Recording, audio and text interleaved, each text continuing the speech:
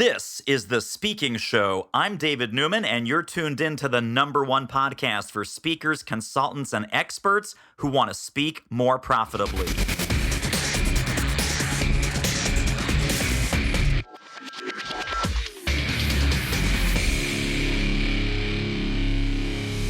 You may have had an online course on your mind for quite a while, but the problem is it's on your mind and it's not on the web. The guy who's here to fix that is Mr. Jeff Cobb of Learning Revolution. Welcome, Jeff. Hey, David. Thanks so much for having me here. So how glad are you here in 2021 that your business for quite a long time has been helping people with online learning and monetizing their online learning and choosing the right tech for their online learning? Good business to be in right now, correct? Boy, it has been quite a year for that. I hate that everything's going on that is going on out there, and I hope we're on our way out of it. But at the same time, there's been, as you said, an obvious need for people to move online, and that's what I do. So let's talk about your professional journey and some interesting stops along the way that brought you to the current work that you're doing right now. Yeah, so I got involved in this whole world of really lifelong learning, like adult lifelong learning, continuing education, professional development. But I fell into that accidentally back in my grad school days, eons ago. It was the first era of e-learning, the dot-com boom. And, everybody and their mother was investing in e-learning companies. Big companies like Blackboard came out of that time. And so I got involved with a startup and quickly found myself no longer in graduate school and being a, go-go entrepreneur, salesperson, business development guy, and just fell in love with it, got really involved with it. And when everything fell apart and the whole dot-com bust, I managed to exit a little bit before that and start my own company. And it turned out to be a good time to start a company because things were cheap and, they were going to swing back up. So built up an online course, an online platform company, sold that. And then for the past decade or so, I've been consulting, advising, writing, speaking, all about this whole world of adult lifelong learning and online courses and everything else. So that's a really important point. I think it's something that I know you teach and preach to your folks, but this whole concept of like online learning, online courses, online video, it is not new. It's been around like since the 1990s. We've been talking about e-learning and even very primitive and very choppy online video from the 1990s, late 1990s onward. So this has always been there, but I think there's an entire new class of learning leaders and learning companies, and from big training firms to solopreneur, consultant, coaches, experts, trainers, who this is like, oh, hey, look, it's 2021. This is the new thing to get into. Talk about how online learning itself has changed from the kind of shovelware where it's like, oh, let's shove all this stuff onto a CD-ROM. Kids, if you don't know what a CD-ROM is, look it up on Wikipedia. But it used to come on CD-ROMs and we used to stick it into our PCs. It was crazy town. How has that evolved to what we have today? Not blow by blow, but just kind of macro level. What were the stages and phases of the evolution as you've been following it? Yeah, I think, like you said, it used to be that sort of shovelware where it really was about just getting information online. Could be text, could be video, and maybe not even online. As you said, CD-ROMs were the big thing, and then DVDs for a while. But mostly just getting that information digitized and getting it into a computer for somebody to access it. And it's usually point and click stuff, not very interesting. You usually had to take it to comply with something when you went and got a new job or that sort of thing. And, all of that started to change, mostly because the internet got so much better. Connectivity got better, the technologies got better. It was just possible to do more stuff. YouTube came along, those sorts of things. So we sort of entered a phase where we went from information to something closer to education, where, people really were trying to structure the content so that you were going to take something away from it. You were going to be able to acquire some skills, acquire some knowledge, and actually be able to apply those. It's still a lot of that sort of shovelware, informationware type stuff out there, but slowly changing. And then in the last few years, and it's really, really accelerated because of what's happened this year, we've gone from education to learning, basically, to when you engage online, it's no longer even necessarily a course. It might be a few short videos. It might be a membership site. It might be, a live mentoring group. You have all sorts of options now, and you can really engage not just in a sort of one-time transaction or a one-time event, but in an ongoing learning relationship, an ongoing process where you really can accomplish serious change. And of course, one of the biggest changes is that the end user, the learners, they're now starting to expect that because they're becoming used to that. So if you're putting that sort of shovelware stuff out there now, it's going to be hard to have any sort of, ongoing business with that. Yeah, for sure. Now, let me also ask you because your clients, I'm sure, have a ton of questions about this. When we are consumers, right? We are consumers of online learning, and we see platforms like Kajabi, and we see all these other kinds of things. Because as an entrepreneur, as a speaker, consultant, coach, we typically buy these things for ourselves. So we buy a one seat license, right? We pay whatever, $500, $1,000, $2,000, and we think, oh, well, this is what an online course is. And this particular online course creator just got $1,000, and I guess he's having a good day. He's popping a little champagne somewhere, completely unaware of how this works on the corporate side, where corporate buyers are buying thousands or tens of thousands or possibly hundreds of thousands of seats. And this is a multi-billion-dollar industry. Talk about how e-learning and online learning has been embraced by corporate America and really the globe, and what that demand looks like for people like us who want to tap into that demand. Yeah, it's huge. I think this is one of the biggest hidden opportunities out there. So thanks so much for raising it, David. Because we all know that selling one by one is nice. Like you said, if you can make that $100, $1,000 in a day, good stuff. You got some income coming in. But if you can sell 10,000 seats, to a large corporate client, then you're really in business at that point. And that demand is out there. I mean, the e-learning industry global, is heading past $350 billion, in just the coming few years in front of us. So it is a huge, huge industry. And, if you're going to set yourself up as an expert, a speaker, consultant, author, creating course content to put out there, definitely be thinking about how can I create something that's going to be useful in a corporate environment and that I can sell at scale, that it would make sense for 100 people, 500 people, 10,000 people to go through and make sure you're, setting your content up in a way and your platform up in a way that you're going to be able to do that. Hey, this interview is a real moneymaker. If you're serious about ramping up your reach and revenue as a speaker, trainer, or expert, book a confidential speaker strategy call with our team. The link is doitmarketing.com/call. It will be the most valuable 45 minutes you invest in your speaking-driven business. Speaking of value, let's get back to the show. So let's talk about the big elephant in the room with this. And I'm sure there's several more, but the one that I know of, the one that clients ask me about, and I go, I don't know, talk to someone smart like Jeff.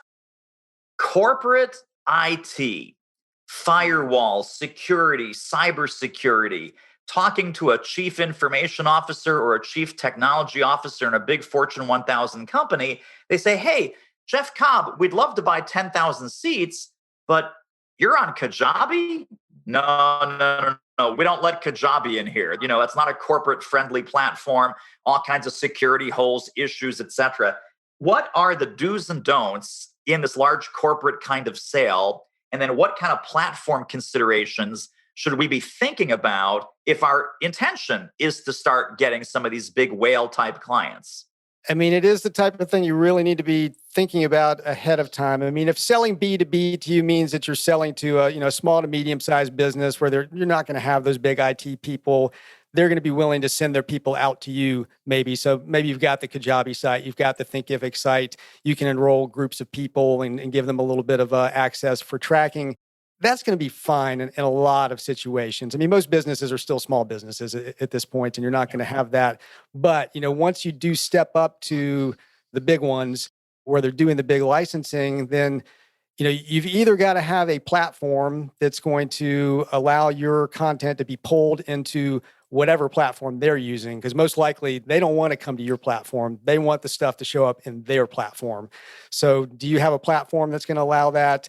Or have you built your content files according to industry standards that make it possible for them to take that content and put it onto their platform? And, we could do probably several shows worth of, of discussion around exactly how to do that and what all is involved. But, you need to think about it up front because if you've built everything out in a Kajabi and then you're talking about, trying to sell to a Fortune 500 company, it may be really difficult other than in sort of niche pockets where you've got a decision maker who can make that happen.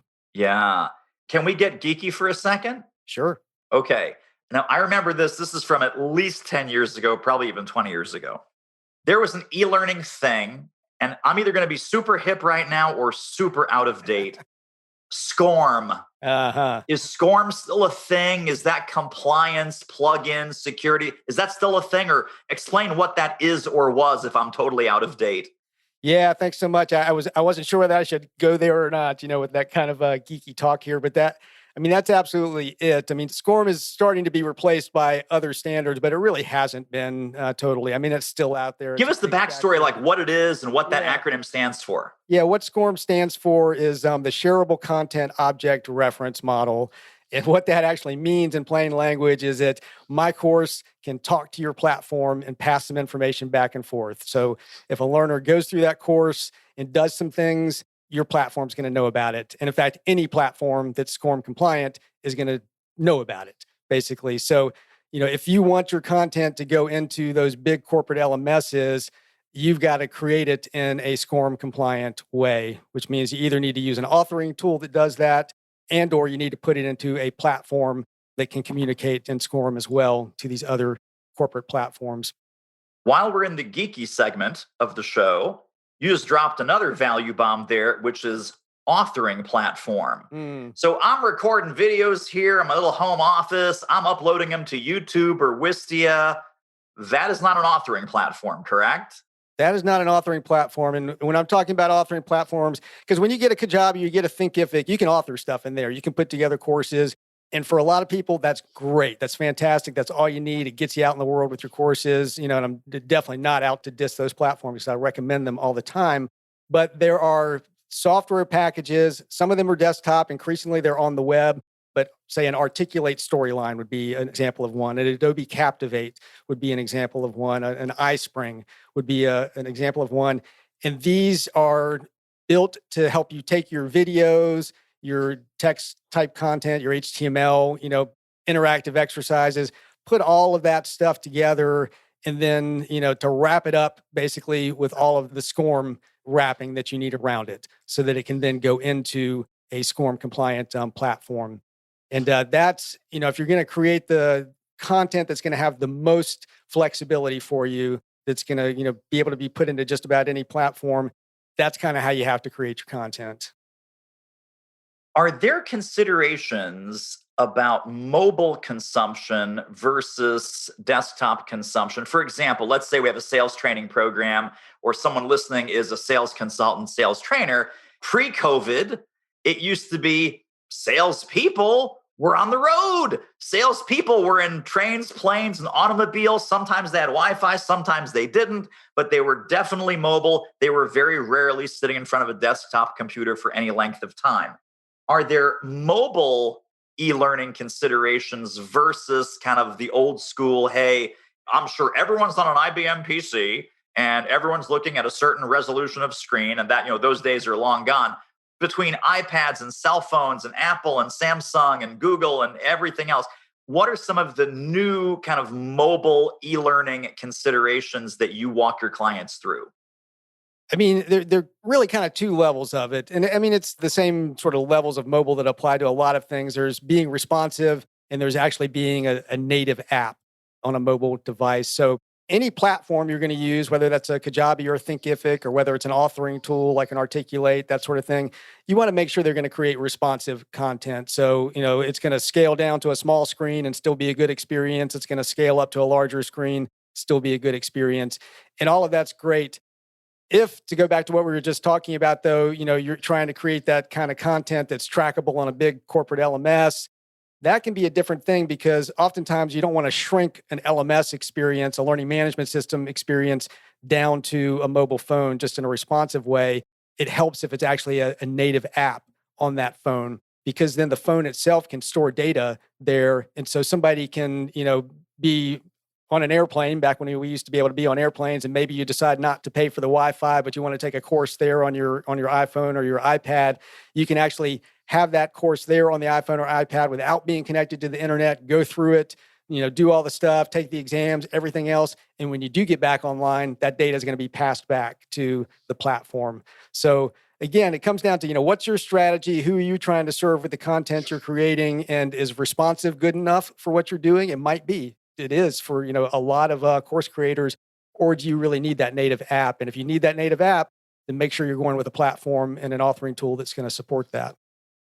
Now, let me ask you this, because I know that you work with folks like me, right? Independent consultant, trainer, speaker, etc.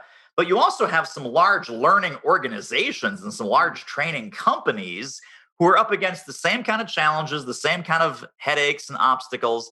What are some of the big boys and girls doing in the training and learning business that we might be able to learn from as solo experts? Yeah, it's always good to kind of pay attention to what the buzz terms are out there right now. Probably two of the biggest buzz terms in the corporate learning space, the sort of bigger organizational learning space right now. One is micro learning. So the idea that, you don't create these whole big courses, you create these little 5-10 minute experiences, usually video driven. They don't have to be video driven. They can be assessments or things like that, but they're very short experiences. So microlearning is a huge thing right now in the corporate world and sort of the big learning world in general. And then along with microlearning is the idea of personalization. So how do you really personalize an experience for that specific learner?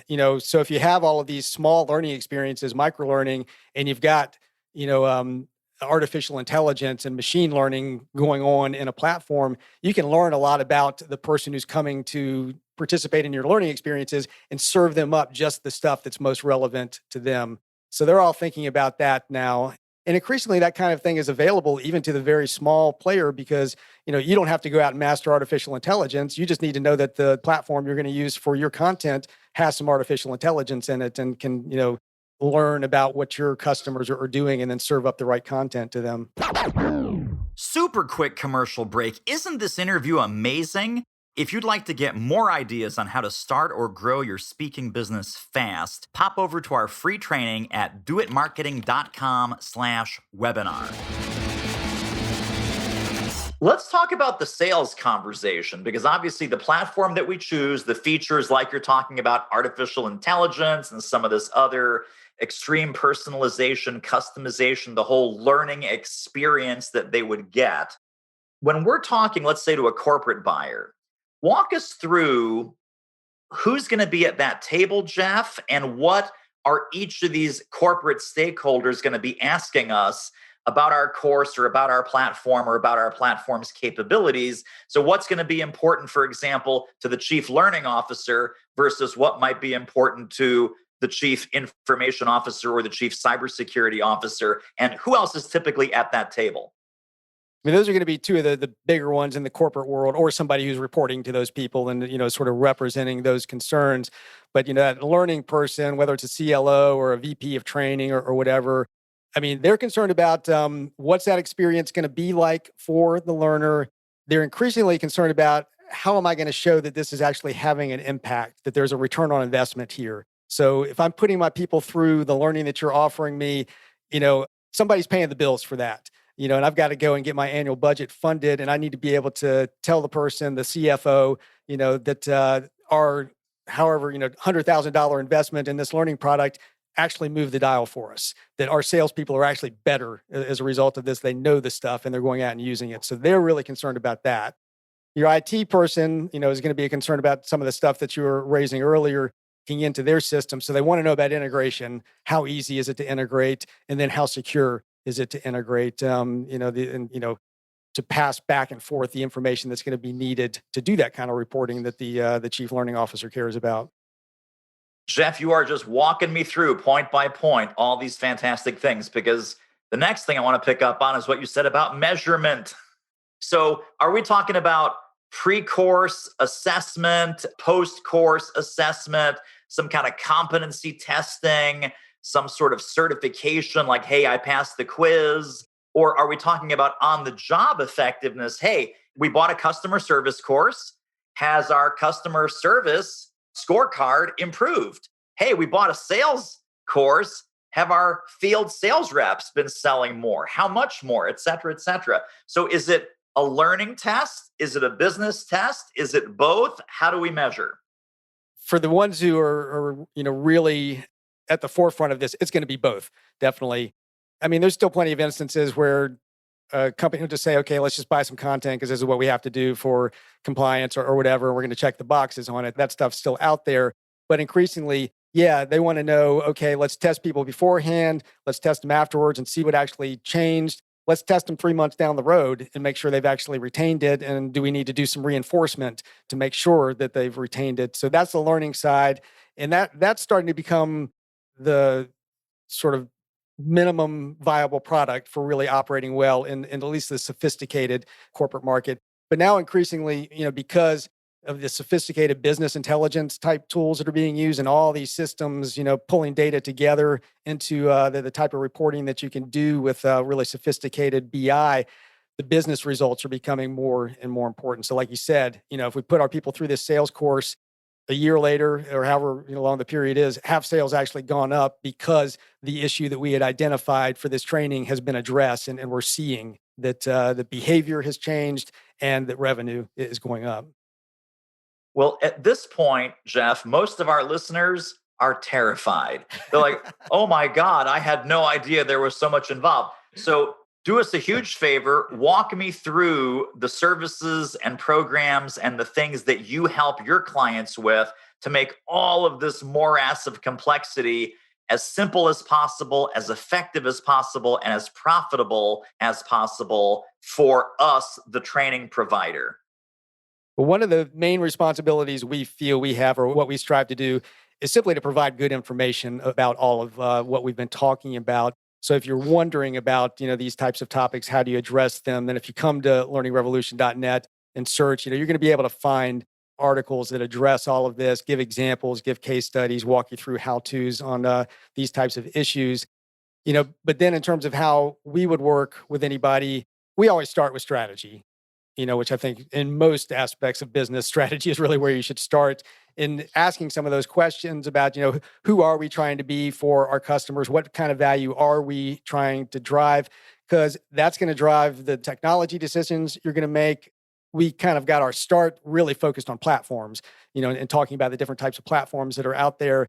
And everybody's always just like, just tell me, is it Thinkific? Is it Kajabi? Is it, something else? And we always say, okay, let's back up and let's talk about what it is you're really trying to do. Are you trying to do those B2B sales that we were talking about?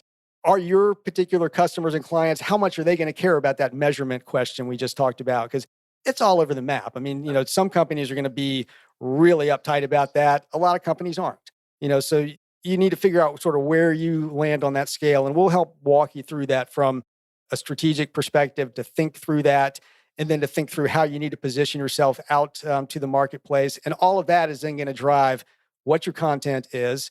And, you're a subject matter expert. You've been speaking, you've been writing, you've been consulting on this. So you know your subject, but how do you need to shape that in the right way to go to your market to address those strategic and marketing needs that we were just talking about?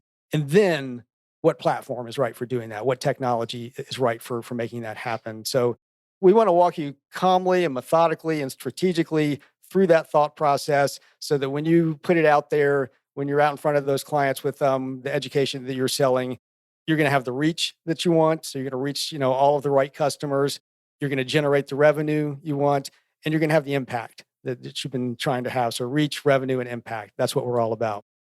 Really, really important. Now, let me just have you address one more thought, which is people are sitting here and they've got their head in their hands and they're saying, wow, Jeff is so smart. And David, he's so good looking, but maybe I missed the boat on this whole e-learning and online course thing. It looks like the ship has sailed without me. It's too late. No point getting into it now. What would you say to that person who says, oh my God, it's $350 billion industry, and I'm sitting here on the sidelines. How can I possibly catch up? Too late? Just the right time? What's your encouragement for folks who are not yet in the e-learning game? I'll start with the bad news first. The bad news is that it's crowded out there now because this has become a big thing. A lot of people out there, but that's also kind of the good news. It's crowded out there. It's noisy. There's a lot of junk. So if you've got a great idea and you're willing to take the time to be strategic and execute on it well, it's just like any other business, really. Online learning has finally matured as a business. It's not quite the Wild West that it was, 4 or 5 years ago. So, 4 or 5 years ago, you might have just been able to put anything out there and get lucky. That's probably not going to happen now. But if you are a good business person, if you are willing to be strategic and methodical in how you go about it, there's still a huge, huge opportunity out there. Wow, I love that. Well, Jeff Cobb, this has been so fantastic and so brilliant. Tell people how they can get connected and stay connected to more Jeff Cobb brilliance. Sure. So come and visit learningrevolution.net. Like I said, we've got a wealth of information, resources there. If you go to learningrevolution.net/free guide, that'll get you my free guide and worksheets around how to select the right platform and to go about it strategically so that you end up with something that's really going to work for you. And encourage you also to connect with me on LinkedIn. I'm just Jeff Cobb there. I managed to get Jeff Cobb before anybody else did. So you can find me there. And you can also follow me on Twitter at JT Cobb. Fantastic. Well, Jeff, thank you for being with us. We have to have you back as our resident online learning expert because this is only going up and bigger and better from here, way into 2021 and way into the future. Thanks for being with us. Thank you so much, David. Well, that wraps up another episode of The Speaking Show. Hey, tell you what, if you like us, rate us and review us on iTunes. Subscribe. Tell a friend. Go grab the notes and downloads and extras at thespeakingshow.com. See you next time.